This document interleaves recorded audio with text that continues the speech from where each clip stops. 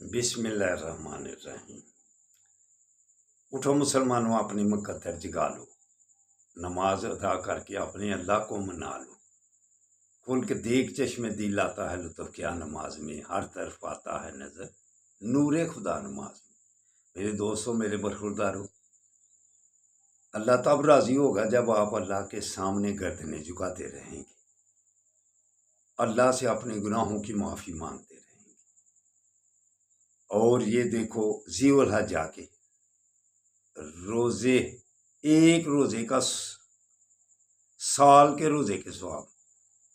तो सेहत आपकी सही होगी तो रोज़े रखेंगे ना, नमाज अदा करेंगे। अगर सेहत ही आपकी डाउन है तो फिर कैसे आप नमाज पढ़ सकेंगे, कैसे आप रोज़े रख सकेंगे। इबादतें भी सेहत से होती हैं। तो उठकर अपनी सेहत की तरफ ख्याल करो, 5 वक्त नमाज अदा करो। आप सुन्नतें ही छोड़ते जाते हैं। तब कि एक ऐसा तबका सिर्फ फ़र्ज, तो फ़र्ज भी कभी छोड़ जाते हैं, छोड़ते ही रहते हैं। सुन्नतों और नवाफल की जो पाबंदी करेगा उसके फ़राइज़ पूरे होंगे, वगरना जिस्म मोटे तो वैसे सुस्ती। तो सुन्नतें छोड़ दो। सुन्नतें वर्जिश है, वर्जिश है, नवाफल वर्जिश हैं। वैसे तो आपने बैठ के डांडे पुशअप लगाने कोई, लेकिन सुनते तो इबादत तो कर लिया करो। इबादत ही छोड़ते जाते हो, नवाफल ही छोड़ते जाते हो। इसलिए नवाफल सुनते बाकायदगी से, कसरत से। तो तकबीर उला के साथ नमाज, फिर अल्लाह के नामों का फिर या वलियो। अगर नाराज़गियाँ होंगी तो इंशाअल्लाह ताला नाराज़गियाँ दूर होती जाएंगी। तो गज़ा के लिए कहता हूँ कि कल भी 62 शहीद हो गए थे।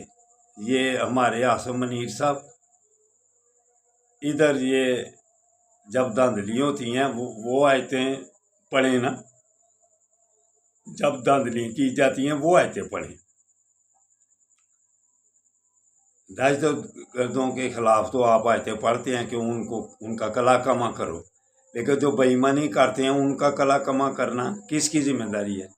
जो बच्चों को शहीद कर रहे हैं गजा में, वो किसकी जिम्मेदारी है? सबसे ज़्यादा अगर पूछो नहीं है ना इस्लामी सरबराहों में, तो आसम मनीर साहब से होनी है।